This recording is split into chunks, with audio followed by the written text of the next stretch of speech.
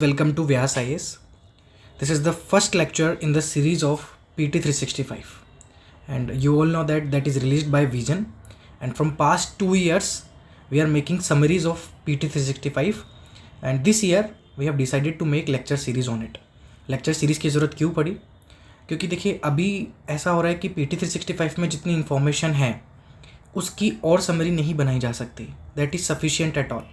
उसको आप जो भी इन्फॉर्मेशन है उसको आप पढ़ना ही पड़ेगा, वो सारी इंपॉर्टेंट है. ठीक है. इसके अलावा बहुत सी इन्फॉर्मेशन है जो इसमें ऐड की जा सकती है. बहुत सा स्कोप ऐसा है सारे टॉपिक्स में in which you can add many points for the prelims. तो आप टोटली PT 365 पे रिलाई भी नहीं कर सकते एंड आप इसको मिस भी नहीं कर सकते. तो ये केस है इसके साथ. ठीक है. So on this Vyas IAS YouTube channel vision की जो PT 365 आएंगी धीरे धीरे हम वीडियो लेक्चर्स के थ्रू पढ़ेंगे, समझेंगे और उसमें एडिशन भी करेंगे. जो चीज़ें इसमें इंक्लूड नहीं है कंटेंट के लिए, जो चीज़ें हटा दी गई हैं या फिर जो चीज़ें इसमें ऐड की जा सकती हैं प्रीलिम्स पॉइंट ऑफ व्यू से, वो इसमें मैं आपको कवर भी करवाऊँगा, समझाऊँगा भी. ठीक है. चलिए, आज का जो ये लेक्चर होगा ये इसमें हम पॉलिटी एंड गवर्नेंस की जो PT 365 है इसमें हम इलेक्शंस वाला टॉपिक पढ़ेंगे. इलेक्शंस का पूरा जो है ये समझ लेंगे आज इस लेक्चर में. ठीक है. फिर आपको जो भी रिकमेंडेशंस है, जो भी फीडबैक्स आप कमेंट बॉक्स में बताना, उस हिसाब से मैं नेक्स्ट लेक्चर में इनकॉर्पोरेट कर दूँगा. ठीक है. शुरू में मैंने डिसाइड किया था कि PPTs बनाएंगे, बट फाइनली आई डिसाइडेड कि PDF को ऐसे ओपन करके डायरेक्टली पढ़ा देते हैं ताकि आप लोगों को दिक्कत भी ना आए और आप ऐसे फेमिलियर भी हो जाए. ठीक है. चलिए, इलेक्शन वाला हम शुरू कर देते हैं, एक एक चीज़ ढंग से समझ लेते हैं.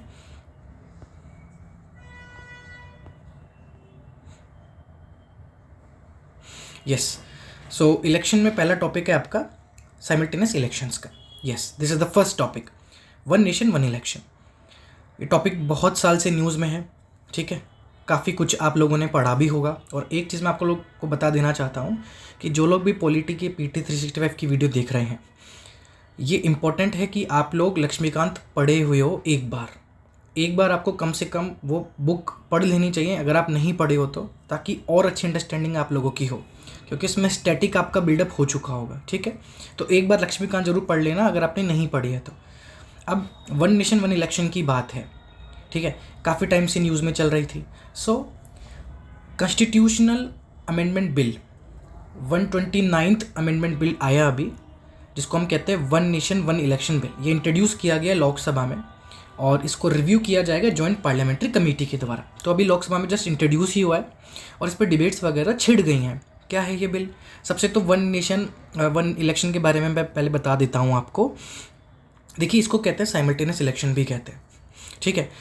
इस बिल के तहत क्या हो रहा है कि सबसे पहले एक नया आर्टिकल इसमें इंसर्ट हुआ है, आर्टिकल 82A.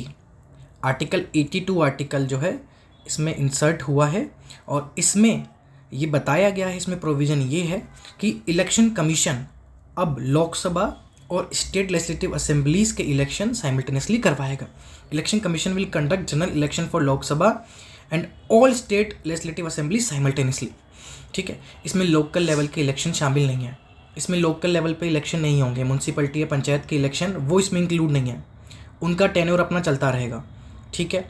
तो इसमें होगा क्या, मैं आपको बताता हूँ. जैसे अगर ये बिल पास होता है, एक बार ये बिल पास हो जाता है, पूरा सिस्टम रेडी हो जाता है, तो इसमें जो आपका नेक्स्ट इलेक्शंस होंगे ना लोकसभा के, उसमें प्रेसिडेंट जो है एक नोटिफिकेशन रिलीज़ कर देंगे. और वो कब होगा? जब लोकसभा पहली बार मिलेगी एक जनरल इलेक्शन के बाद. अब जो आपका इलेक्शन आएगा लोकसभा का, उसके जनरल इलेक्शन के बाद, और ये सिस्टम अगर अप्रूव हो जाता है, ये बिल अप्रूव हो जाता है, तो प्रेसिडेंट एक नोटिफिकेशन निकालेंगे, अनाउंसमेंट करेंगे. उस अनाउंसमेंट में ये होगा कि अब जैसे मान लीजिए आपका 2029 में इलेक्शंस हैं. ठीक है. 2029, तो उसकी फर्स्ट सीटिंग में ये डिसाइड हो जाएगा कि अब जितनी भी स्टेट लेजिस्लेटिव असेंबलीज़ हैं वो लोकसभा के टेन्योर के साथ ही चलेगी. This means that all state assemblies plus Lok Sabha, ये दोनों का जो टेन्योर है वो साथ में फिनिश होगा. Their tenure will finish, their terms will be finished at the same time. ठीक है. 2029 के बाद से, 2029 के बाद से लोकसभा और स्टेट असेंबलीज जो होंगी उनका टर्म साथ में फिनिश होगा यानी कि 2034 में सारे लोकसभा और सारी स्टेट असेंबलीज का चुनाव एक बार में होगा, सेम टाइम में उनका टर्म्स फिनिश होगा। अब चाहे कोई भी स्टेट असेंबली कितने ही टर्म से हो, ठीक है, फ्यूचर इलेक्शन सेम टाइम पे होंगे, इलेक्शन सिंक्रोनाइज हो जाएंगे, ठीक है। हो सकता है उस टाइम पे कोई भी स्टेट असेंबली कितने टाइम के लिए बनी हो सकता है उन 5 ईयर का टर्म उनका पूरा नहीं हुआ हो, पर इस सिस्टम के आने के बाद से वो सारी लेजिस्लेटिव असेंबलीज के टर्म एंड हो जाएंगे एंड 2034 में उनका जो है वो स्टार्ट हो जाना है, ठीक है। सो इसमें नया आर्टिकल आया 82A और अमेंडमेंट आया आर्टिकल 83 में, ठीक है। नया आर्टिकल आया है और पुराने आर्टिकल में अमेंडमेंट आया है, याद रखना। इसमें डिफाइन किया गया है अनएक्सपायर्ड टर्म को, मिड टर्म को और जनरल इलेक्शन को। तो डायरेक्टली यूपीएससी में आपसे क्वेश्चन पूछ लिया जाता है कि क्या डिफाइन किया गया है, नहीं किया गया, या सिर्फ मेंशन किया गया है। तो मेंशन भी हैं ये तीनों चीज़ें और डिफाइंड भी हैं, ठीक है। इसका मतलब क्या है, जैसे मान के चलते हैं अभी इलेक्शन चल रहे हैं, ठीक है, 2029 में आपके इलेक्शन हुए, फिर 2034 तक लोकसभा और जो स्टेट असेंबलीज हैं वो साथ में एक्सपायर हो रही हैं। लेकिन 2034 से पहले ही अगर ऐसा हो जाए कि कोई स्टेट असेंबली बीच में ही डिसोल्यूट हो जाए, ठीक है, डिसॉल्व हो जाए, तो उससे क्या होगा कि उसको फिर दोबारा 5 साल के लिए वापस नहीं बनेगी, वो रिमाइंडर ऑफ द टर्म के लिए ही बनेगी, ठीक है। एक बार अगर 5 साल से पहले कोई भी स्टेट असेंबली डिसॉल्व हो जाती है तो दोबारा जो चुनाव होंगे उसमें कोई भी जीतेगा वो 5 ईयर्स के लिए नहीं बनेगा, फिर वो रिमाइंडर जो रहेगा टर्म के लिए उसके ही होगा। तो सिंक्रोनाइजेशन पूरी तरीके से है इसमें, ठीक है। जैसे कि लोकसभा अगर डिसॉल्व हो जाती है 5 साल के पहले, या कोई भी स्टेट असेंबली हो जाती है अगर 5 साल का टर्म पूरा होने से पहले, तो जो चुनाव होगा उसमें कोई अगर जीतेगा तो अनएक्सपायर्ड जो टर्म बचा हुआ है 5 साल के अंदर उसी के लिए ही वो बनेगी लोकसभा, दोबारा 5 साल के लिए नहीं बनेगी। तो एक बार सिंक्रोनाइजेशन हो गया लोकसभा और स्टेट असेंबलीज के बीच में तो वो दोबारा टूटेगा नहीं, ठीक है। और इसमें एक्चुअली काफ़ी सारे अमेंडमेंट्स किए गए हैं। आर्टिकल 83 में भी अमेंडमेंट है, आर्टिकल 172 में भी अमेंडमेंट है, आर्टिकल 327 में भी अमेंडमेंट है, ठीक है। तो ये आप याद रखो कि कौन से आर्टिकल में अमेंडमेंट है और कौन सा आर्टिकल इंट्रोड्यूस किया जा रहा है, बस यहीं पे क्वेश्चन फंसेंगे और इससे ज़्यादा क्वेश्चन इसमें नहीं फंसेंगे, ठीक है। तो ये आपको समझ में आ गया ये वाली चीज़। अब इसमें एक चीज़ आप याद रखना जो इसमें मेंशन नहीं की गई है PT 365 में, अगर एक बार साइमल्टेनियस इलेक्शन का पैटर्न शुरू हो जाता है, एक बार ये सिस्टम लागू हो जाता है, and if election commission feels that किसी भी स्टेट असेंबली का इलेक्शन नहीं हो सकता इस सिस्टम के अंतर्गत, अगर इलेक्शन कमीशन को ये लगता है कि साइमल्टेनियस इलेक्शन में कोई स्टेट असेंबली का चुनाव नहीं किया जा सकता, सूट नहीं कर रहा है, तो वो प्रेसिडेंट को बोलेंगे कि ये वाली स्टेट असेंबली का इलेक्शन सिंक्रोनाइज नहीं हो सकता। कोई भी मान लो हुआ, कोई भी रीज़न हुआ, रीज़न पे हमें नहीं जाना।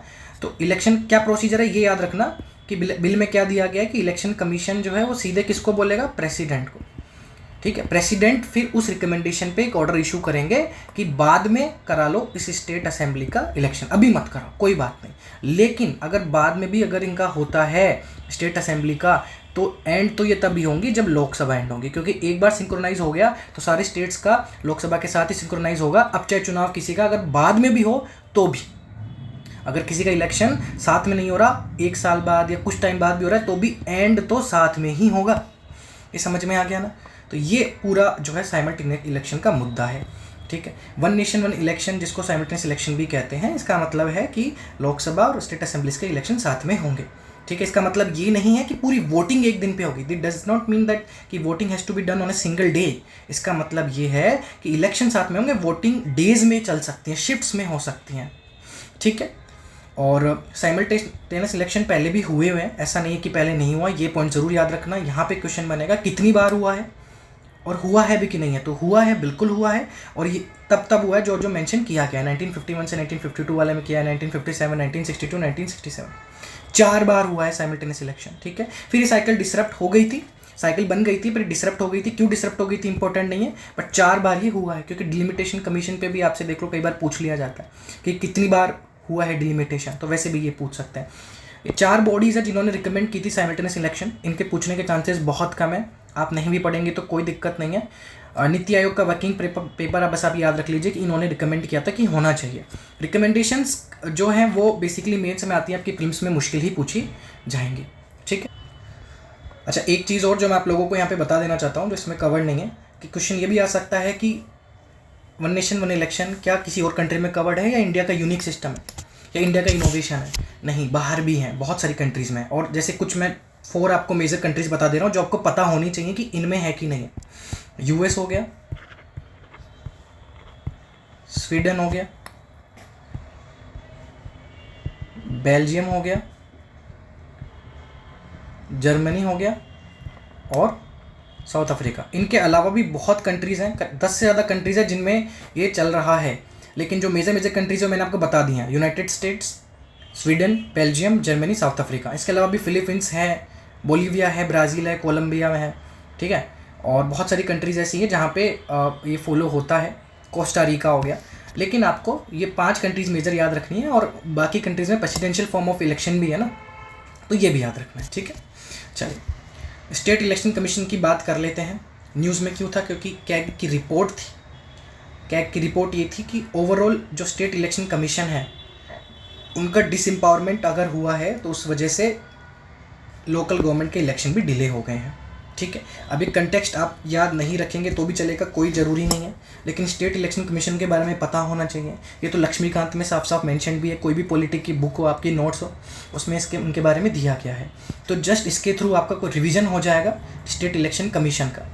ठीक है। स्टेट इलेक्शन कमीशन क्या है? तो ऑटोनोमस कॉन्स्टिट्यूशनल अथॉरिटी है जो कि लोकल इलेक्शंस को मैनेज करती हैं, लोकल इलेक्शन को एडमिनिस्टर करती हैं। लोकल इलेक्शन में पंचायती राज भी आते हैं आपके। ठीक है। म्यूनसिपलिटीज़ भी आती हैं, अर्बन लोकल बॉडीज़ या रूरल लोकल बॉडीज़ हैं, दोनों इसमें आती हैं। ठीक है। 73rd और 74 अमेंडमेंट जो हुआ था उसमें स्टेट इलेक्शन कमीशन बने थे। It was also recommended by Gadgil committee. Gadgil committee के बारे में भी आपको पता होना चाहिए, इन्होंने रिकमेंड किया था। ठीक है। जैसे फंडामेंटल ड्यूटी का स्वर्ण सिंह कमेटी है, वैसे स्टेट इलेक्शन कमीशन का गडजिल कमेटी आपको पता होना चाहिए, क्योंकि पूछ लिया जाता है, ये तो डायरेक्टली MCQ बन जाता है। ये आर्टिकल्स हैं जो सुपर इंपॉर्टेंट है स्टेट इलेक्शन कमीशन के लिए। सबसे पहला तो ये है आर्टिकल 243K और 243ZA में कि पंचायत और म्यूनसिपलिटी के इलेक्शन होते हैं तो उसमें उसका कंडक्ट और इलेक्टोरल रोल्स का प्रिपरेशन स्टेट इलेक्शन कमीशन ही देखेंगे। अब इलेक्टोरल रोल क्या होते हैं? जो आपके वोटर्स की लिस्ट आती है ना, जिसमें सारे वोटर्स के नेम होते हैं, वो इलेक्टोरल रोल जो होते हैं वो कौन देखता है? वो देखता है स्टेट इलेक्शन कमीशन। उसमें भी सुपरिंटेंडेंस आपका और डायरेक्शन और कंट्रोल, तीनों चीज़ें, आप तीनों वर्ड याद रखेंगे क्योंकि UPSC यहाँ पे फंसा देता है। ठीक है। वो आपको कहीं से भी फंसा देगा कि सुपरिंटेंडेंस जो है वो इलेक्शन कमीशन ऑफ इंडिया में है और डायरेक्शन और कंट्रोल स्टेट इलेक्शन में है। ऐसा नहीं है, तीनों चीज़ें यहाँ पे स्टेट इलेक्शन कमीशन में है। लोकल बॉडीज़ की मैं बात कर रहा हूँ उसमें। ठीक है। और स्टेट इलेक्शन कमीशन की अगर बात करें तो इनको अपॉइंट कौन करता है? अपॉइंट करता है गवर्नर। कौन करता है? गवर्नर। लेकिन रिमूव कौन करता है? प्रेसिडेंट। ठीक है। तो अपॉइंट करने के लिए गवर्नर है बट रिमूव करने के लिए प्रेसिडेंट है। और वो क्यों रिमूव करता है प्रेसिडेंट, गवर्नर क्यों नहीं करता? ताकि यूनिफॉर्मिटी बनी रहे। क्योंकि हो सकता है मान लो कल ने को स्टेट इलेक्शन कमीशन कुछ ऐसा एक्ट कर दे जो उस स्टेट की गवर्नमेंट को स्वीकार ना हो सकता है बहुत एक्सट्रीम स्टेप ले ले, तो उसमें स्टेट गवर्नमेंट क्या बोलेगी गवर्नर को? इसको तो हटा दो, कुछ भी हो सकता है। तो इसलिए प्रेसिडेंट ही उसको रिमूव करते हैं, गवर्नर नहीं करते हैं, ताकि थोड़ा एक यूनिफॉर्मिटी है, सिक्योरिटी है। ठीक है। तो स्टेट इलेक्शन कमीशन का जो सर्विस है, कंडीशन की जो किस तरीके से सर्विस होगी, क्या क्या चीज़ें क्या नहीं है, टेन्योर जो है वो सब गवर्नर ही डिटरमाइन करता है। अपॉइंट भी गवर्नर ही करता है, रिमूव जो है प्रेसिडेंट करता है। ठीक है। और स्टेट इलेक्शन कमीशन रिमूव भी किस ग्राउंड्स पे होता है? जिस ग्राउंड पे स्टेट का हाई कोर्ट का जज होता है। अब आप लोग मुझे कमेंट बॉक्स में बताओगे कि what are the grounds for removing a जज of the state high court. You have to mention that because that's the part of static not current. तो आपको एक्सक्यूज़ नहीं देना कि अभी तो हमने पढ़ा नहीं है पूरा। आप लक्ष्मीकांत अगर आप पढ़े हो तो आप मुझे सीधे सीधे बताओ, स्टेट हाई कोर्ट का और सुप्रीम कोर्ट का भी आप मुझे बताओ, सेम है नहीं है ग्राउंड, सारी चीज़ें मुझे बताओ। ठीक है। स्टेट इलेक्शन कमीशन की हम बात कर रहे थे तो उसमें हमने देखा, और स्टेट इलेक्शन कमीशन में एक स्टेट इलेक्शन कमिश्नर होता है, एक तो आपका चीफ होता है। ठीक है। जैसे सेंट्रल लेवल पे होता है ना, वैसे एक स्टेट इलेक्शन कमिश्नर होता है। जैसे सेंट्रल इलेक्शन कमिश्नर होता है ना, वैसे स्टेट का खुद का एक चीफ इलेक्शन कमिश्नर होता है। और उसमें कितने उसके मेंबर रहेंगे, कितने स्टाफ रहेगा, वो स्टेट खुद डिटरमाइन करता है। स्टेट का खुद का अपना एक्ट होता है, उसमें डिटरमाइन करता है, हर स्टेट डिसाइड कर लेता है। ठीक है। और फंक्शंस क्या होते हैं स्टेट इलेक्शन कमीशन के? सबसे पहले तो लोकल बॉडीज जो होती हैं, लोकल बॉडी इलेक्शन होते हैं, उनके कॉन्स्टिट्यूशन का डिलिमिटिंग करना, ये देखना कि कितनी कॉन्स्टिट्यूएंसी पे कितने लोग रिप्रेजेंट कर रहे हैं, सही भी है या नहीं। इलेक्ट्रल लॉ ढंग से बने हुए भी नहीं बने हुए, जो कोई भी इंसान किस कॉन्स्टिट्यूएंसी में आएगा, उसका इलेक्ट्रल रोल में किस जगह, मतलब जो भी चीज़ें हैं वो सारी चीज़ें ये इलेक्शन कमीशन देखता है, ठीक है। और इलेक्ट्रल रोल्स का पूरा प्रिपरेशन, रिवीजन सब ये देखता है। ध्यान रखना, सुपरिंटेंडेंस हो गया, डायरेक्शन हो गया, कंट्रोल, तीन चीज़ें, तीन रट लो आप, ये तीनों स्टेट इलेक्शन कमीशन ही देखता है। इवन SC ST और OBC के रिजर्वेशन से रिलेटेड जो फंक्शंस हैं वो भी स्टेट इलेक्शन कमीशन के बाद, कि सही से रिजर्वेशन मिला है नहीं मिला, कोई झूठा क्लेम तो नहीं कर रहा है, ठीक है। और लोकल बॉडी इलेक्शन में अगर कोई भी डिस्प्यूट्स होते हैं तो स्टेट इलेक्शन कमीशन ही उसको डिसाइड करता है, उसको रिजॉल्व करता है। उसमें कैंडिडेट के डिस्क्वालिफिकेशन का मैटर भी इंक्लूड हो जाता है, ठीक है। गवर्नर को भी एडवाइस करते हैं related anything which is related to local body election. Next हम पढ़ते हैं डिलिमिटेशन कमीशन। अब देखो ऐसा है ना कि इन वीडियोस को आप जब तक बार बार नहीं देखोगे ना तब तक चीज़ें याद नहीं होंगी। आप इस वीडियो को बार बार देखिए, 1.5 की स्पीड से देखिए और बार बार सुनेंगे, बार बार चीज़ें याद होंगी, ठीक है। अब डिलिमिटेशन कमीशन की बात करते हैं तो ये तो आपको पता है क्या होता है, बहुत बार न्यूज़ में रह चुका है। जो किसी भी कंस्टिट्यूएंसी जो होती है, किसी भी कंस्टिट्यूएंसी की, मतलब जिस जगह से आप वोट दे रहे हो ना, वो जो आपकी कंस्टिट्यूएंसी है उसकी सीट्स के नंबर ये फिक्स करता है इस प्रोसेस में, उसकी बाउंड्रीज भी यही प्रोसेस में फिक्स होती है, ठीक है। आपकी कंस्टिट्यूएंसी में कितने लोग वोट देंगे और आपकी कंस्टिट्यूएंसी की बाउंड्री कैसे ड्रॉ होगी, ये डिलिमिटेशन एक्सरसाइज में ही होती है, ठीक है। इसमें कैसे ये होता है, कौन से आर्टिकल में ये होता है, आर्टिकल 82। आर्टिकल 82 में बस इतना बोला हुआ है कि डिलिमिटेशन होगा ऐसी अथॉरिटी के द्वारा और ऐसे मैनर में होगा जैसा पार्लियामेंट डिसाइड करे, मे बाय लॉ। तो यानी कि अगर क्वेश्चन यहाँ पे बने कि डिलिमिटेशन कमीशन एक कॉन्स्टिट्यूशनल बॉडी है, नहीं। डिलिमिटेशन का मेंशन है आर्टिकल में, बिल्कुल डिलिमिटेशन होगा, बिल्कुल मेंशन है, लेकिन डिलिमिटेशन की पावर वो पार्लियामेंट पे दी गई है। क्वेश्चन ऐसे बन सकता है डिलिमिटेशन की मैनर और डिलिमिटेशन किससे होगा, ये कॉन्स्टिट्यूशन डिसाइड करता है, नहीं। डिलिमिटेशन होगा ये कॉन्स्टिट्यूशन बताता है, कैसे होगा, किस अथॉरिटी के द्वारा होगा, क्या मैनर होगा, ये पार्लियामेंट ही बताता है लॉ निकाल के। और लॉ डिलिमिटेशन कमीशन पे आते हैं जिसके थ्रू डिलिमिटेशन होता है और इसको बाउंड्री कमीशन भी कहते हैं, ठीक है। पढ़ेंगे हम इस कमीशन में कौन कौन होता है, सब हम पढ़ेंगे। उससे पहले ये ध्यान रखो कि 4 बार ये हो चुका है। स्टैट्यूटरी बॉडी है, मैंने कहा कॉन्स्टिट्यूशनल बॉडी नहीं है, स्टैट्यूटरी बॉडी है, याद रखना, क्योंकि लॉ के तहत इसका काम होता है, ठीक है। डिलिमिटेशन मेंशन है, डिलिमिटेशन कमीशन तो पार्लियामेंट ही बनाएगा। 4 बार ये हो चुका है, उसके बाद नहीं हुआ। क्यों नहीं हुआ, अब इसका भी कारण है, इसको भी थोड़ा ढंग से पढ़ो आप लोग। जैसे 42nd जो अमेंडमेंट हुआ था आपका, 42nd अमेंडमेंट और 84 अमेंडमेंट, ये बहुत क्रूशियल है इस चीज़ में। 42nd अमेंडमेंट जो हुआ था 1976 का, उसमें फ्रीज लगा दिया गया था पॉपुलेशन फिगर पे, ठीक है। 1971 सेंसस को फ्रीज कर दिया गया था कि अब जो चुनाव होगा वो इसी आधार पे होगा, इसी सेंसस पे होगा, अब दोबारा डिलिमिटेशन नहीं होगा। ये 42nd अमेंडमेंट में हुआ था, 42nd अमेंडमेंट में फ्रीज कर दिया गया था।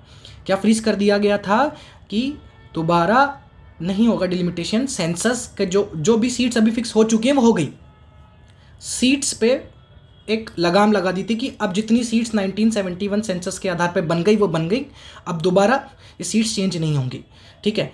84th अमेंडमेंट आया, उसने इस फ्रीज को 2026 तक एक्सटेंड कर दिया, यानी 2026 तक आपकी जितनी सीट्स अभी लोकसभा और स्टेट असेंबलीज में है वो उतनी ही हैं, वो चेंज नहीं होंगी, ठीक है। अब आप बोलोगे कि 84th अमेंडमेंट तो 2001 में आया था, लेकिन डिलिमिटेशन तो 2002 में हुआ ही है ना, 2002 में हुआ ही है। तो ये 2002 में जो हुआ वो क्या हुआ, तो मैं आपको फिर से बता देना चाहता हूँ, जो 42 अमेंडमेंट हुआ और जो 84th अमेंडमेंट हुआ उसमें सीट्स पे फ्रीज हुआ था, सीट्स चेंज नहीं होंगी, लेकिन बाउंड्री रीड्रॉ हो सकती है, ठीक है। जो भी फ्रीज अप्लाई हुआ था 42nd या फिर 84th अमेंडमेंट में, वो सीट्स पे फ्रीज हुआ था कि सीट्स इतनी रहेंगी लेकिन बाउंड्री की रीएडजस्टमेंट हो सकती है।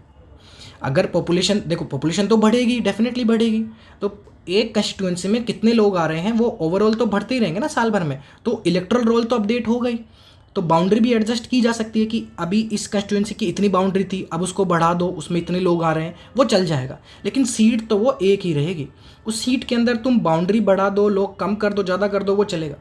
समझ आ गया, तो ये चीज़ है, ये फ्रीज ऐसा हुआ था, ठीक है। 2026 तक आपकी डिलिमिटेशन जो है एक्सरसाइज अभी वो फ्रीज है, ठीक है। डिलिमिटेशन कमीशन के डिसीजन बाइंडिंग होते हैं, फाइनल होते हैं, चैलेंज नहीं किए जा सकते, एक बार डिलिमिटेशन कमीशन ने अपनी जो रिकमेंडेशन है, अपनी जो कॉपीज़ है वो लोकसभा और स्टेट असेंबली के सामने डाल दी, तो फिर उसमें मॉडिफिकेशन नहीं होता, फिर गवर्नमेंट को मानना ही पड़ेगा। बाइंडिंग होते हैं, फाइनल होते हैं, अनचैलेंजेबल होते हैं, ध्यान रखना, ठीक है। डिलिमिटेशन कमीशन में कौन होता है? जनरली डिलिमिटेशन कमीशन में या तो सुप्रीम कोर्ट का जज जो अभी है वो आएगा कोई, या जो जज रह चुका है, ठीक है। डिलिमिटेशन कमीशन का जो चेयरपर्सन होता है वो कौन होता है? वो चेयरपर्सन या तो कोई अभी एग्जिस्टिंग जज हो या कभी रह चुका हो, या तो है या रह चुका हो, सुप्रीम कोर्ट का। और मेंबर और कौन कौन होता है इसमें? चीफ इलेक्शन कमिश्नर होता है, या फिर ऐसा इलेक्शन कमिश्नर जो चीफ इलेक्शन कमिश्नर ने नॉमिनेट किया, ठीक है। या तो खुद CEC हो सकता है, या फिर ये किसी इलेक्शन कमिश्नर को नॉमिनेट कर दें। जो भी चीफ इलेक्शन कमिश्नर के अंडर इलेक्शन कमिश्नर काम कर रहे हैं ना, उसमें से किसी को नोटिफाई कर सकता है, भाई मेरी जगह इसको रख लो, तो ये है, ठीक है। और जो भी स्टेट का डिलिमिटेशन हो रहा है, जिस भी स्टेट में डिलिमिटेशन हो रहा है, उसका स्टेट इलेक्शन कमिश्नर जो है वो यहाँ पे होता है। ये कंपोजिशन आपको याद रखना है, ये सुपर इंपॉर्टेंट है, ठीक है। नेक्स्ट आपका करंट अफेयर है EVM PPT। अब ये सुपर इंपॉर्टेंट है, ये इसलिए भी है क्योंकि देखिए इसमें जो आप PT 365 पढ़ते हैं ना, इसमें काफ़ी इन्फॉर्मेशन दी गई है, बट काफ़ी इन्फॉर्मेशन नहीं भी है। अब अगर आप इलेक्शन कमीशन ऑफ इंडिया की वेबसाइट पे जाते हैं तो बहुत सारी इन्फॉर्मेशन ऐसी है जो इसमें कवर की जा सकती है, बट ऑफ कोर्स क्या होता है, देखो हर कोचिंग का अपना एक माइंडसेट होता है, तो वो लोग इतनी इन्फॉर्मेशन देते हैं, अपनी तरीके से बेस्ट देते हैं कि आप लोग को रिवीजन करने में भी आसानी हो। बट प्रीलिम्स इतना ज़्यादा आजकल फैक्चुअल हो गया है कि हम सोली एक मटेरियल की तरफ रिलाई नहीं कर सकते, इसलिए जो एक्स्ट्रा बन सकता था वो इन्फॉर्मेशन मैं इसमें लेके आया हूँ, ठीक है। अब EVM VVPAT क्या होता है ये हम देख लेते हैं। उससे पहले मैं आपको एक और चीज़ दिखाना चाहता हूँ स्टेट इलेक्शन कमीशन के बारे में। वो बहुत अच्छा एक चार्ट है जिससे आपको पूरा रिवाइज हो जाएगा स्टेट इलेक्शन कमीशन, आप ये देख सकते हैं, ठीक है। इसमें आप देखेंगे स्टेट इलेक्शन कमीशन के आर्टिकल दोनों मेंशन है, ठीक है। अब मैं इस तरीके से आपको बार बार रिवाइज़ करवाता रहता हूँ, ठीक है। ये आर्टिकल हमने पढ़े 243K 243ZA। अपॉइंटमेंट कौन करता है? गवर्नर करता है। क्वालिफिकेशन स्टेट डिटरमाइन करता है, स्टेट लेजिस्लेचर अपने लॉ के तहत। टेन्योर और एज भी ये basically determine, condition of service और टेन्योर करता तो गवर्नर ही है, बट वो भी स्टेट लॉ के पे डिपेंड करता है, ठीक है। रिमूवल जैसे हाई कोर्ट का जज होता है उस ग्राउंड पे ही होता है, ठीक है। हाई कोर्ट का जो ग्राउंड है रिमूवल का, हाई कोर्ट के जज का वही होता है। रीअपॉइंटमेंट और फर्दर एम्प्लॉयमेंट भी स्टेट लॉ के अकॉर्डिंग ही होता है।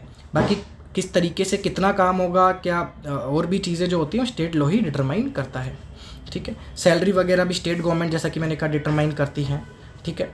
और एक बार अपॉइंटमेंट होने के बाद इनकी सैलरी रिड्यूस नहीं हो सकती, ठीक है। तो आपके सामने ये पूरी समरी है, आप इसको देख लो एक बार। इसको एक पूरे को पढ़ने से आपको समझ में आ जाएगा, ओवरऑल स्टेट इलेक्शन कमीशन जो है वो रिवाइज हो जाएगा। अब नेक्स्ट टॉपिक आपका EVM है। EVM को पढ़ने से पहले एक बार हमें समझना पड़ेगा, सिर्फ रटने से कुछ नहीं होगा। आप लोगों ने वोट दिया होगा या नहीं भी दिया होगा, तो ये प्रोसेस आपको समझना बहुत ज़रूरी है, ठीक है।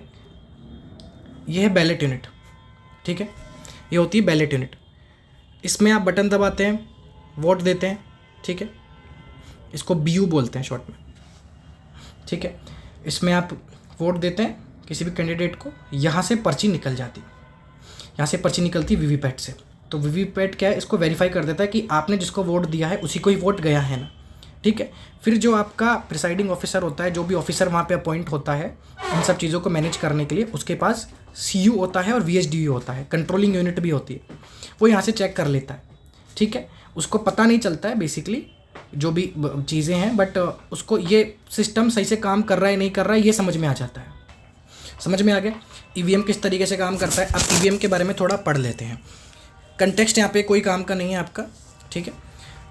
सबसे पहले EVM portable micro controller based instrument होता है। पोर्टेबल होता है और माइक्रो कंट्रोलर बेस्ड होता है, ठीक है। पोर्टेबल है मतलब इधर से उधर लेके जाया जा सकता है, ठीक है। और मैन्युफैक्चर्ड और सप्लाई कौन करता है, तो वो करता है भारत इलेक्ट्रॉनिक्स लिमिटेड जो मिनिस्ट्री ऑफ डिफेंस में है, और electronic corporation of India limited जो डिपार्टमेंट ऑफ एटॉमिक एनर्जी के अंडर आती है, ठीक है। तो ये दोनों आपको याद रखना है, दोनों मैन्युफैक्चर भी करती हैं और सप्लाई भी करती हैं इलेक्शन कमीशन ऑफ इंडिया को, ठीक है। ये आपको याद रखना है। और सबसे पहले गोवा ने यूज़ किया था, पहला स्टेट कौन सा था VVPAT यूज़ करने वाला? गोवा। अब ये चीज़ याद रखना कि जो गोवा ने इसको यूज़ किया था वो पूरे स्टेट में यूज़ किया था, तो पूरा स्टेट एक तरीके से यूज़, अगर ये क्वेश्चन आए कि कौन सा स्टेट था जिसने ओवरऑल पूरे इलेक्शन में इसको यूज़ किया तो वो था गोवा। लेकिन सबसे पहले एग्जैक्टली किस जगह यूज़ हुआ, तो उसके लिए केरला की एक असेंबली थी, उसमें जो है बाई इलेक्शन हुआ था, और पारूर असेंबली थी, पारूर, वहाँ पे यूज़ हुआ था। तो अगर क्वेश्चन ये आए कि भाई सबसे पहले किस असेंबली में यूज़ हुआ था, तो वो पारूर असेंबली थी केरला की। सबसे पहला प्लेस भी केरला ही था, लेकिन सबसे पहला स्टेट, वर्ड्स पे याद रखना, यहीं कन्फ्यूज़ होगे, ठीक है। पहला स्टेट कौन सा था, वो था गोवा, ठीक है, जिसने वीवीपैट वगैरह यूज़, ठीक है। पूरे स्टेट में यूज़ करने के लिए जो अगर किसी का नाम आए तो वो है गोवा, ठीक है। पूरे स्टेट में जब यूज़ हुआ था तो गोवा में यूज़ हुआ था, जिसमें ईवीएम और वीवीपैट साथ में यूज़ हुए थे। और ईवीएम बाई इलेक्शन में कब पहले यूज़ हुआ था, केरला में पारूर में, केरला में पारूर में, ठीक है, ईवीएम, ठीक है। बाई इलेक्शन की बात कर रहा हूँ, पे एक असेंबली की बात हो रही है, पूरी स्टेट की बात नहीं हो रही। पूरा स्टेट तो गोवा का नाम आएगा, ठीक है। अच्छा ये बोलें कि वीवीपैट वो कब पहले बाई इलेक्शन में यूज़ में हुआ, भाई ईवीएम तो सबसे पहले बिना वीवीपैट के यूज़ में हो गई थी केरला में। विद वीवीपैट किस बाई इलेक्शन में या किस असेंबली में, स्टेट में नहीं, किस असेंबली में आया था, तो वो आपके नागालैंड में था। नागालैंड, याद रखना, नागालैंड की नोकसेन, नागालैंड की नोक्सेन असेंबली थी 2013 में। नागालैंड की नोकसेन असेंबली में वीवीपैट ईवीएम के साथ पहली बार यूज़ आया था, पूरे स्टेट में नहीं, ठीक है। नोकसेन असेंबली में, नोकसेन कंस्टिट्यूएंसी में, सिर्फ नोकसेन कंस्टिट्यूएंसी में यूज़ में आया था। और विदाउट वीवीपैट पहली बार यूज़ में आया था ईवीएम केरला में पारूर में, ठीक है। और पूरे स्टेट की बात करें कि पूरे स्टेट में कब यूज़ आया था, तो गोवा में यूज़ में आया था वीवीपैट और ईवीएम पूरे स्टेट में 2017 के लेजिस्लेटिव असेंबली इलेक्शन में, ठीक है। तो ये फ़र्क है, ये थोड़ा सा चीज़ें याद रखनी चाहिए, जो मैं, मेरी जिम्मेदारी आप लोगों को क्लियर करने की, जो क्लियर आप लोग के दिमाग में हो भी चुकी होगी। अभी और फैक्ट है जो मैं आपको इसके बारे में बताऊंगा, ठीक है। तो ये आपको याद हो गया, और ये याद नहीं करना है 2004 में जनरल इलेक्शन के लिए ईवीएम्स अडॉप्ट हुए थे, ये आपको याद रखना है 2004 में, ठीक है। फिर सुप्रीम कोर्ट ने मैंडेट कर दिया था वीवीपैट का use, Subramanian Swamy versus election commission of India. Case judgements पूछे नहीं जाते हैं प्रीलिम्स में, लेकिन फिर भी आप ये याद रखें, ईयर याद रखें 2013, और केस का नाम भी कोई ज़्यादा बड़ा नहीं है, आप आराम से याद कर सकते, ठीक है। फिर 2019 में सुप्रीम कोर्ट ने एक and Chandrababu Naidu versus union of India में कहा था कि 5 पर असेंबली कंस्टिट्यूएंसी और assembly segment in parliamentary constituency require VVPAT verification. तो इतना कोई इंपॉर्टेंट नहीं है, ठीक है। ये केरला वाला इंपॉर्टेंट है, नोकसेन नागालैंड वाला वो इंपॉर्टेंट है, गोवा वाला इंपॉर्टेंट है, ये जनरल इलेक्शन वाला इंपॉर्टेंट है, और ये सुप्रीम कोर्ट का वीवीपैट मैंडेट इंपॉर्टेंट है। ये याद रख लोगे, आपका काम हो जाएगा। ईवीएम में मैं आपको दिखा चुका हूँ ऑलरेडी, बीयू दिखा चुका हूँ, जिसमें आप बटन दबाते हो, वोट देते हो। कंट्रोल यूनिट आपको पता ही है जो वहाँ पर रहती है, पोलिंग ऑफिसर के बाद मास्टर यूनिट भी इसको कहते हैं, इसमें वो देख लेता है सब सही काम कर रहा है नहीं कर रहा है। और जो आपकी पर्ची निकल के आती है वो वीवीपैट होती है, जिसमें आपको पता चल जाता है कि आपके वोट उसी को गए हैं जिसको आपने दिया है, ठीक है, वोट्स चले गए हैं। तो ये सारा तीनों सिस्टम, 3 यूनिट मिला के पूरी कोशिश होती है कि ईवीएम का ट्रांसपेरेंसी रहे। अच्छा एक चीज़ और काफ़ी इंपॉर्टेंट है, वैसे तो ये 5 चीज़ें काफ़ी इंपॉर्टेंट है, बट सबसे इंपॉर्टेंट चीज़ है कि बैटरी पे चलता है, ये बिजली पे नहीं चलता, एक्सटर्नल पावर सप्लाई पे नहीं चलता है, ठीक है। एक्सटर्नल पावर यूनिट इसमें नहीं लगती है कोई भी, ताकि इंडिपेंडेंस बनी रहे, कोई भी किसी तरीके से पावर कट करके इसको जो है मिसयूज़ ना करे, ठीक है। और इसमें इनवैलिड वोट नहीं हो सकता, ठीक है, क्योंकि आपका एक बटन दबेगा तो वोट जाएगा ही, इनवैलिड वोट कभी नहीं आता, ठीक है, समझ में आ गया। और 1 मिनट में 4 से ज़्यादा वोट नहीं हो सकते। कई बार क्या होता है, कई बार किसी भी पार्टी के गुंडे आते हैं और आके डायरेक्ट वोट देने लग जाते हैं, पोलिंग ऑफिसर्स को धमकी देने लग जाते हैं, तो फटाफट वोट ना दे पाए या बहुत ज़्यादा बूथ कैप्चरिंग ना हो पाए, तो उसके लिए ये सिस्टम है कि 1 मिनट में 4 वोट से ज़्यादा नहीं डल सकते, ठीक है। और अगर कंट्रोल यूनिट कहाँ पे रहती है, पीओ के पास, प्रिसाइडिंग ऑफिसर के पास, अगर वो यहाँ पे इसने क्लोज बटन दबा दिया तो वोटिंग नहीं हो सकती, फिर वोटिंग नहीं हो सकती किसी भी हालत में, ठीक है। और ईवीएम को प्री प्रोग्राम नहीं किया जा सकता, ये चीज़ें याद रखेंगे आप। बैटरी पे चलता है, कोई एक्सटर्नल सप्लाई नहीं होती, इनवैलिड वोट नहीं हो सकता, 1 मिनट में 4 से ज़्यादा वोट नहीं डल सकते, ठीक है। चलो अब कुछ और इंपॉर्टेंट चीज़ भी अगर आपको याद रखना हो तो आप रख सकते हो, कि सबसे पहले तो अगर ये पूछ ले कि ईवीएम का कौन सा मॉडल यूज़ किया जाता है, तो वो M3 मॉडल यूज़ किया जाता है। अभी फ़िलहाल देश भर में M3 मॉडल है ईवीएम का, वो यूज़ किया जाता है। और ईवीएम की जो इकोनॉमिक लाइफ है वो अप्रॉक्सीमेटली 15 साल है, ठीक है, ये भी आप याद रखेंगे, 15 साल है, M3 मॉडल है। और एक जो BU होता है, एक जो बैलेट यूनिट होता है, उसमें 16 कैंडिडेट आते हैं। हालांकि BU के आप 3-4 सेट लगा के एक EVM में और भी कैंडिडेट्स ला सकते हो, बट एक जो BU है उसमें 16 कैंडिडेट आते हैं। फिर एक और BU लगा के 32 कैंडिडेट को कनेक्ट कर सकते हो एक EVM के साथ, उसमें कोई दिक्कत नहीं है। ठीक है, बैलेट यूनिट जो है वो आपका 16 बटन होते हैं, 16 कैंडिडेट उसमें आ सकते हैं। ठीक है, एक्सटर्नल पावर सप्लाई आपको नहीं होती, आपको पता ही है। और बैटरी भी कौन देता है? बैटरी भी ये भारत इलेक्ट्रॉनिक लिमिटेड ही देते हैं। ठीक है, एक टर्म आपको याद रखनी है जो सुपर इंपॉर्टेंट है, जो इसमें मेंशन नहीं है, वो है फर्स्ट लेवल चेकिंग। अब यूपीएससी का तो फेवरेट है ये चीज़ पूछना directly. First level checking news में था, ये क्या है, किस रिलेटेड है? तो ये EVM से रिलेटेड ही है। इसमें क्या होता है कि EVM यूज़ करने से पहले चेक किया जाता है कि काम कर रहा है नहीं कर रहा, उसको कहते हैं फर्स्ट लेवल चेकिंग। ठीक है, एक बार FLC हो जाए, फर्स्ट लेवल चेकिंग हो जाए, उसके बाद ही यूज़ किया जाता है। और FLC जो है वो होता है पार्टीज़ के सामने ही होता है। फर्स्ट लेवल चेकिंग जो है वो सारी पॉलिटिकल पार्टीज़ के सामने ही होता है। ठीक है, मॉडल कोड ऑफ कंडक्ट की बात करते हैं। मॉडल कोड ऑफ कंडक्ट आपका वैसे भी काफ़ी टाइम से न्यूज़ में है। और देखिए, एक चीज़ तो आप समझ लीजिए कि टॉपिक तो वही है, कोई नया टॉपिक नहीं है, वही काफ़ी सालों से जो चल रहे हैं, तो कोई नया टॉपिक नहीं है। बस वो आपको ढंग से पढ़ना पड़ेगा, उसमें अपडेट्स जो आई उनको याद रखना पड़ेगा, वो सुपर इंपॉर्टेंट है। MCC पहली बार कब आया था? केरला में 1960 में MCC पहली बार आया था केरला में। ठीक है, मॉडल कोड ऑफ कंडक्ट ये क्या होता है? ये होता है सेट ऑफ गाइडलाइन। अब देखो एग्जैक्ट ये वर्ड याद रख लो, ये होता है सेट ऑफ गाइडलाइन जो election commission of India lay down करता है with the consensus of political parties के साथ मिलके फिर ये गाइडलाइंस लेके आता है। तो ये वर्ड भी याद रखना, इन कंसेंसस विद पॉलिटिकल पार्टीज़। और ये सिर्फ गाइडलाइंस हैं, ठीक है, बाइंडिंग नहीं होती हैं। अप्लाई तो सारी पॉलिटिकल पार्टीज़ पे होती है, उनके कैंडिडेट्स पे होती है, उनके पोलिंग एजेंट्स पे भी होती है, गवर्नमेंट पे भी होती है, जो पावर में गवर्नमेंट एम्प्लॉयज़ पे भी होती है, लेकिन बाइंडिंग नहीं होती है। इसमें यह बताया जाता है कि किस तरीके से पॉलिटिकल पार्टीज़ और कैंडिडेट का कंडक्ट रहेगा और ये कैसे, और इलेक्शन कमीशन ऑफ इंडिया जो है वो ये निकालता है, ये आपको पता रहना चाहिए। और इलेक्शन कमीशन ऑफ इंडिया की अथॉरिटी कहाँ से आती है? आर्टिकल 3 to 4, बहुत बेसिक है। लक्ष्मीकांत ने आपने पढ़ा होगा, आर्टिकल 3 to 4 में इलेक्शन कमीशन ऑफ इंडिया की पावर आती है, जिसमें जो पार्लियामेंट है, स्टेट लेजिस्लेचर है और आपका प्रेसिडेंट और वाइस प्रेसिडेंट के ऑफिस के चुनाव होते हैं, वो इलेक्शन कमीशन ऑफ इंडिया करवाता है। जो आपके लोकल लेवल के, जो हमने अभी भी पढ़ा, स्टेट इलेक्शन कमीशन करवाता है लोकल लेवल, और पार्लियामेंट के, स्टेट लेजिस्लेचर के, प्रेसिडेंट के, वाइस प्रेसिडेंट के, वो इलेक्शन कमीशन ऑफ इंडिया करवाता है। मॉडल कोड ऑफ कंडक्ट के बारे में डायरेक्टली कॉन्स्टिट्यूशन में मेंशन नहीं है, एक्सप्लिसिटली मेंशन नहीं है, ये इलेक्शन कमीशन ऑफ इंडिया ही निकालता है। ठीक है, किस किस पे अप्लाई होता है ये मैंने यहाँ पे बता दिया। बिल्कुल एक एक यहाँ पे पॉइंट सुपर इंपॉर्टेंट है, आपको इसको रटना ही पड़ेगा, समझना ही पड़ेगा। ठीक है, और MCC एक बार लागू हो गया, वैसे लागू कब होता है? एक बार जब इलेक्शन शेड्यूल आ जाए तो MCC ऑपरेशनल हो जाता है। MCC will be applied once election schedule is announce, और जब तक रिजल्ट नहीं आ जाते तब तक वो अनाउंस ही रहता है। इस दौरान MCC में क्या क्या एक्टिविटीज़ प्रोहिबिट रहती हैं?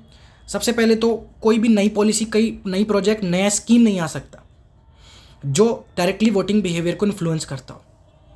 ठीक है, एडवर्टाइजिंग नहीं हो सकती, पब्लिक एक्सचेकर, पब्लिक के पैसे पे, पब्लिक फंड पे गवर्नमेंट एडवर्टाइजिंग नहीं कर सकती, और किसी भी तरीके का एडहॉक अपॉइंटमेंट नहीं हो सकता जब तक MCC चल रहा है। टेम्पररी अपॉइंटमेंट गवर्नमेंट में या पब्लिक अंडरटेकिंग में नहीं हो सकता, कोई भी अपॉइंटमेंट नहीं हो सकता, सब रुक जाते। और जब चुनाव बंद होने वाले हैं, जैसे चुनाव चल रहे हैं और पोल क्लोज होने वाला है, ठीक है, तो उसके 48 घंटे का जो पीरियड है, उसके पहले का, उसके 48 घंटे का जो पहले का पीरियड है, उसमें कोई पब्लिक मीटिंग नहीं हो सकती। ठीक है, गवर्नमेंट रिसोर्सेज यूज़ नहीं कर सकते, ट्रांसपोर्ट, मशीनरी, कोई भी गवर्नमेंट रिसोर्सेज यूज़ नहीं कर सकते हैं कैंपेन के लिए, पॉलिटिकल पार्टी का अपना खर्च है। ठीक है, और किसी भी तरीके से मिनिस्ट्रीज या कैंडिडेट जो हैं वो फंड्स जो भी पड़े होते हैं सरकार के, उसमें से सैंक्शन नहीं कर सकता है कोई ग्रांट या कोई पेमेंट। कुल मिला के सरकार के रिसोर्सेज, सरकार का पैसा, पब्लिक का पैसा यूज़ में नहीं आता है। और कोई वॉयलेट कर देता है तो क्या, वॉयलेट कर देता है तो कोई दिक्कत नहीं होती है, प्रोसिक्यूट नहीं किया जा सकता। ठीक है, क्योंकि कुछ टेस्टरी बैकिंग नहीं है, MCC पे कोई एक्ट नहीं है, बस एक गाइडलाइन है जो आपको फॉलो करनी है, क्योंकि पॉलिटिकल पार्टीज़ ने सबने मिलकर हाँ बोली, इसलिए वो गाइडलाइन आई थी। तो ये माना जाता है, अजम्पशन है कि सब मानेंगे। लेकिन क्या इसका मतलब है कि कोई कुछ भी कर सकता है फिर इलेक्शन में? नहीं। कुछ प्रोविज़न ऐसे हैं जो आपके रिप्रेजेंटेशन ऑफ पीपल एक्ट में कवर्ड है, भारतीय न्याय संहिता में कवर्ड है। ये प्रोविजंस इंश्योर करते हैं कि इलेक्शन में फ्री एंड फेयर इलेक्शन रहे। अगर कोई भी कैंडिडेट के करेक्टर पे, कंडक्ट पे कोई भी फॉल्स स्टेटमेंट पब्लिश करता है तो वो करप्ट प्रैक्टिस है। ऐसी बहुत सारी प्रैक्टिसेस है जो करप्ट मानी जाती है, और ये साफ साफ आपकी पॉलिटी की बुक में मैंशनड है। आप लोग आरपीए को रिवाइज करो, देखो कौन कौन से जो है एक्ट पब्लिश, कौन कौन से एक्ट नहीं कर सकते, ठीक है, प्रोहिबिटेड कौन कौन से हैं, और आरपीए और भारतीय न्याय संहिता में तो प्रोसिक्यूट भी हो सकते हैं, ठीक है। मॉडल कोड ऑफ कंडक्ट में कुछ प्रोविजन ऐसे हैं जो इससे मिलते जुलते हैं, तो इसलिए मॉडल कोड ऑफ कंडक्ट में थोड़ी सी पावर रह जाती है, क्योंकि इसमें नहीं तो आरपीए में प्रोसिक्यूट होगा। समझ में आ गया? चलिए, तो next topic is Lok Sabha elections. Lok Sabha elections 2024 में भी रिसेंटली हुए, और स्टैटिक टॉपिक है पूरा। लोकसभा के बारे में आपके लक्ष्मीकांत में या सारी बुक्स में मेंशन्ड है, ठीक है।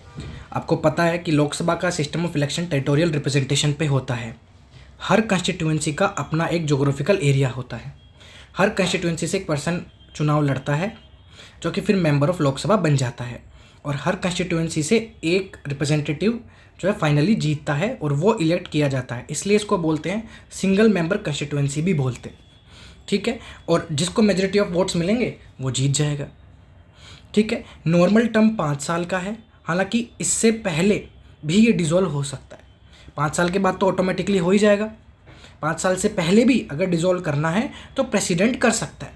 President can dissolve Lok Sabha any time, at any time, 5 साल से पहले भी, और it can not be challenged in court of law. Challenge का मतलब है कि आप फिर इस पर केस नहीं कर सकते, क्यों किया, कैसे किया, वो प्रेसिडेंट की इंटरनल चीज़ है। वो प्राइम मिनिस्टर जब रिकमेंडेशन देता है, हमने पढ़ा हुआ लक्ष्मीकांत में, तब प्रेसिडेंट जो है डिज़ोल्व कर देता है, और वो कोर्ट में चैलेंज नहीं हो सकता। वो पूरी की पूरी गवर्नमेंट की डिस्क्रिशन है, ठीक है, ठीक है। और लोकसभा का जो टर्म है वो डिज़ोल्व भी हो सकता है, और इसको एक्सटेंड भी किया जा सकता है 1-1 साल के लिए। जब नेशनल इमरजेंसी है, जब नेशनल इमरजेंसी लागू होती है, तब 1-1 साल के लिए एक्सटेंड किया जा सकता है, और कितनी बार भी किया जा सकता है।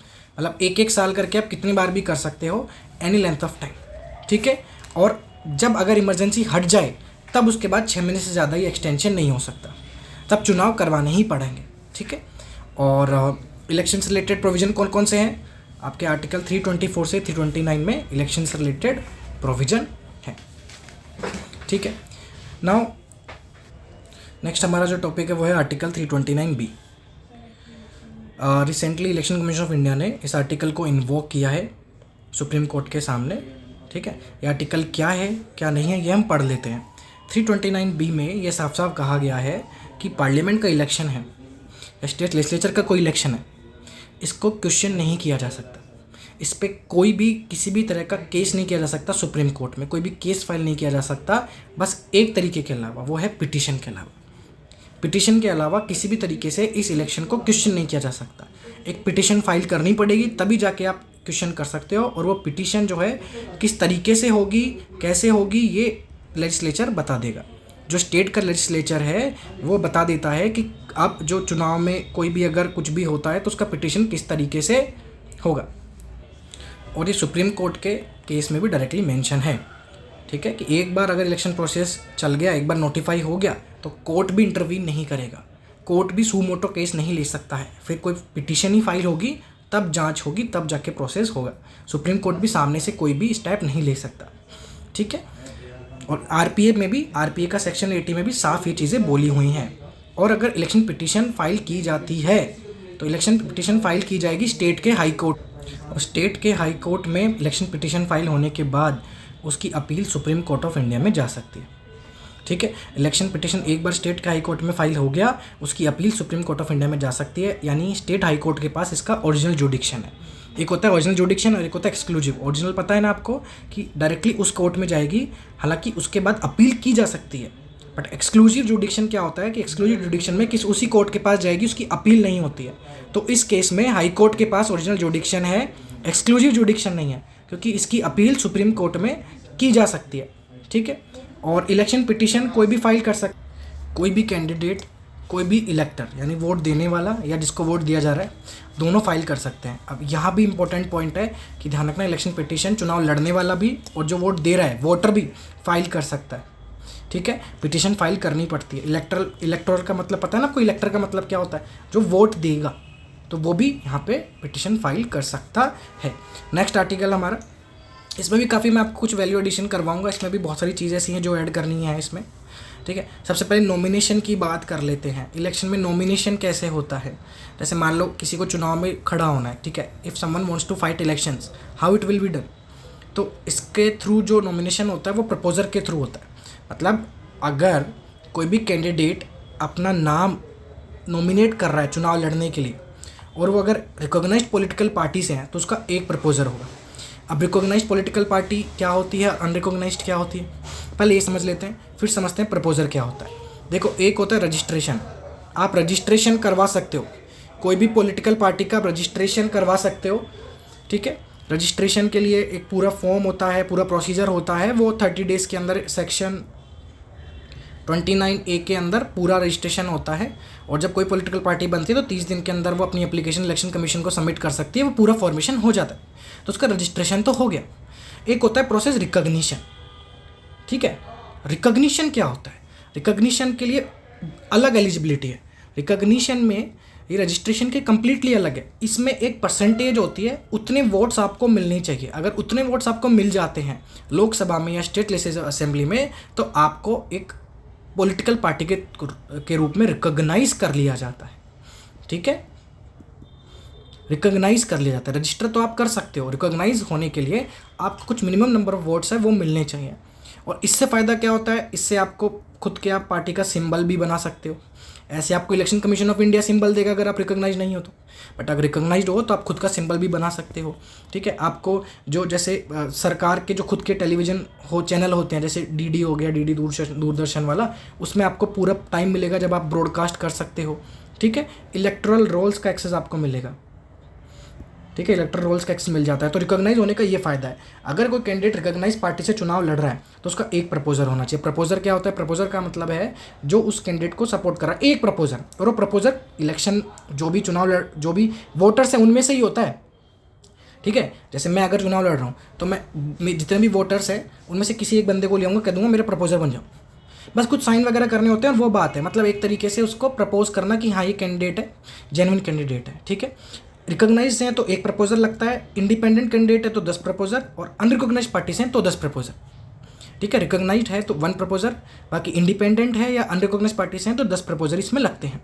देयर शुड बी 10 प्रपोजर्स, ठीक है। और प्रपोजर्स कौन से होते हैं मैं बता दिया आपको, जो ऑलरेडी वोटर्स होते हैं, जो वोट देते हैं उनमें से ही एक जो है प्रपोजर बन जाता है, ठीक है। और ये सब आरपीए के अंदर डील होते हैं। एग्जैक्ट आपको सेक्शन याद रखने की बिल्कुल ज़रूरत नहीं है, आपको ये पता होना चाहिए कि आरपीए में चीज़ें मेंशन्ड है, नॉमिनेशन की रिक्वायरमेंट मेंशन्ड है, कितने प्रपोजर चाहिए, कौन सी पार्टी चाहिए, ये सब मेंशन्ड है। एग्जैक्ट सेक्शन नहीं पूछा जाएगा आपसे, ठीक है। और नॉमिनेशन के बाद रिटर्निंग ऑफिसर जो है उसको पावर मिली होती है कि अगर कोई भी नॉमिनेशन ऐसा होता है जो गलत होता है, फ्रॉड होता है, या फिर रिटर्न ऑफिसर को लगता है कि इसको रिजेक्ट कर देना चाहिए, तो रिजेक्ट कर सकता है on ground of defect of substantial character. ये ग्राउंड आपको याद रखना है। ये रीजन देके सब्सटेंशियल कैरेक्टर का डिफेक्ट है उस बंदे में जो चुनाव लड़ रहा है, ऐसा रीजन देके उसका नॉमिनेशन कैंसिल भी किया जा सकता है, और वो रिटर्निंग ऑफिसर कर सकता है। इसका नाम याद रखना, रिटर्निंग ऑफिसर। ये पोस्ट याद रखना, यहीं से यूपीएससी क्वेश्चन उठाता है कि कौन कर सकता है। इलेक्शन कमिश्नर खुद करेगा, रिटर्निंग ऑफिसर भी कर सकता है, तो रिटर्निंग ऑफिसर कर सकता है, ठीक है। समझ में आ गया। रिपोलिंग क्या होती है, वापस चुनाव करवा देना। जैसे हाल ही में लोकसभा इलेक्शन के लिए मणिपुर और अरुणाचल प्रदेश में रिपोलिंग हुई थी। ये रिपोलिंग की 4 कंडीशन है, इसको याद कर लो आप। ये भी मेंशन्ड है आरपीए में, ठीक है। ये 4 कंडीशन आपको याद रखनी है। सबसे पहले तो नेचुरल कैलेमिटी या वायलेंस आ जाए, या फिर वोटिंग मशीन का डैमेज हो जाए, ठीक है, या फिर गैरीमेंडिंग या काउंटरमेंडिंग हो जाए। बूथ कैप्चरिंग होती है ना, कि कुछ पॉलिटिकल पार्टी के लोग आके सारे लोग को हटा के खुद वोट दे रहे हैं या ज़बरदस्ती वोट दिलवा रहे हैं, तो वो चीज़ हो जाए। या फिर जो कैंडिडेट है वो जब चुनाव में खड़ा हुआ है और वो रिकॉग्नाइज्ड पॉलिटिकल पार्टी से हैं, कोई भी कैंडिडेट जो खड़ा हुआ है उनमें से अगर डेथ हो जाती है किसी की और वो रिकॉग्नाइज्ड पॉलिटिकल पार्टी से हैं, तो भी रिपोलिंग होती है, ठीक है। समझ में आ गया। साइलेंस पीरियड क्या होता है, साइलेंस पीरियड देखो डायरेक्टली मेंशन नहीं है कहीं भी, कॉन्स्टिट्यूशन में भी नहीं है, आरपी में भी मेंशन नहीं है। साइलेंस पीरियड ये तो एक पॉलिटिकल कैंपेन पे बैन होता है।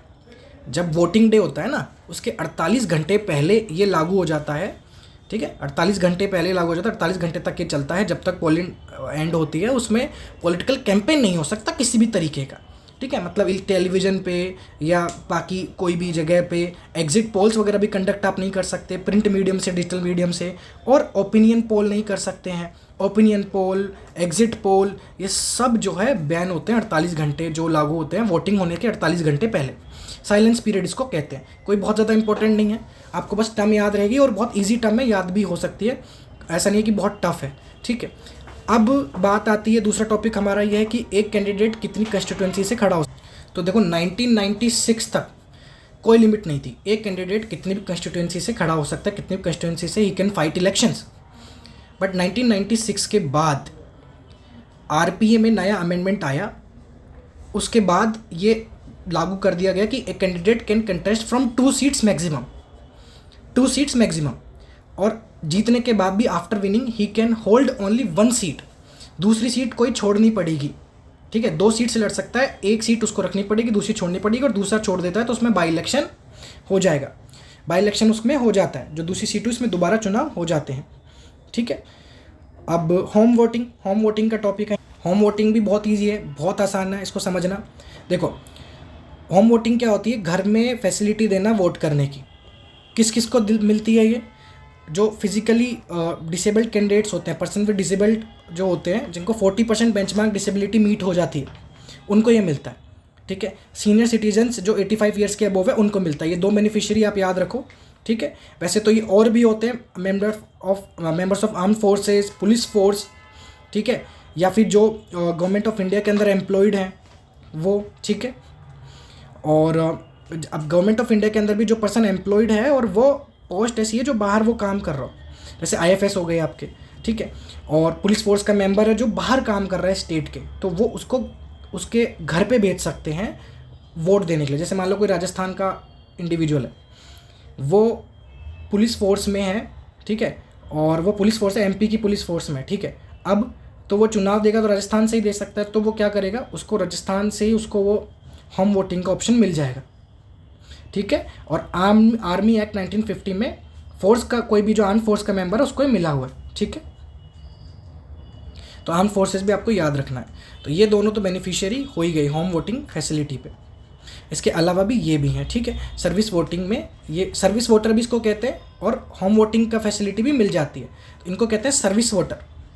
ठीक है, इनको होम वोटिंग की फैसिलिटी मिली हुई है, और इन दोनों को भी होम वोटिंग की फैसिलिटी मिली हुई है। सर्विस वोटर नहीं होते, ये सर्विस वोटर नहीं होते हैं, बट इनको होम वोटिंग की फैसिलिटी मिली हुई है। याद रखेंगे ना आप, सर्विस वोटर तो ये होते हैं, इनको मिली हुई भी है, और ये 2 हैं जो सर्विस वोटर नहीं होते। ठीक है, क्योंकि सर्विस में नहीं है ना ये, बट इनको होम वोटिंग की फैसिलिटी मिली हुई है। होम वोटिंग की फैसिलिटी में घर पे वोट दे सकते हैं। और कौन से स्टेप लिए हैं इलेक्शन कमीशन ऑफ इंडिया ने वोटिंग को इंक्लूसिव बनाने के लिए, तो फॉर्म एम अबॉलिश कर दिया। अब फॉर्म एम क्या होता है, एक तरह का फॉर्म होता है जिसमें कश्मीरीज़ को, अगर वो कश्मीर के बाहर गए हैं और उनको वोट देना है, तो वो इस तरीके से कोई फॉर्म भरना होता था उनको, काफ़ी जो है बहुत ही ज़्यादा कॉम्प्लिकेटेड होता था, तो उसको अबॉलिश कर दिया गया है। ठीक है, कश्मीर जो माइग्रेंट्स था उनके लिए होता था। और स्वीप स्कीम तो पता ही है आपको, स्वीप आ गई है पीडब्ल्यूडीज़ को इंगेज करने के लिए। ठीक है, और electronic voting machine, multi constituency remote electronic voting machine भी आ गई है, ताकि माइग्रेंट वोटर्स अपने घर से, अपने प्लेस ऑफ रेसिडेंस से वोट कर सकें। ठीक है, मतलब करंट जो प्लेस ऑफ रेसिडेंस है उससे वोट कर सके। जैसे मान लो बिहार से कोई है और वो यूपी गया, तो वो अब अभी जहाँ पे हैं, यूपी में जहाँ पे हैं, वो वोट दे सकता है बिहार में अपनी कंस्टिट्यूएंसी के लिए।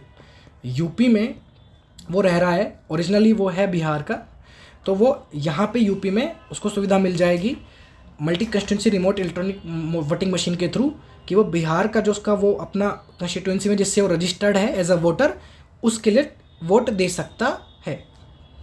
ठीक है, स्पेशल वोटर्स को, सर्विस वोटर्स को, वोटर्स ऑन इलेक्शन ड्यूटी, ठीक है, इन सबको मिला हुआ है ये चीज़ें।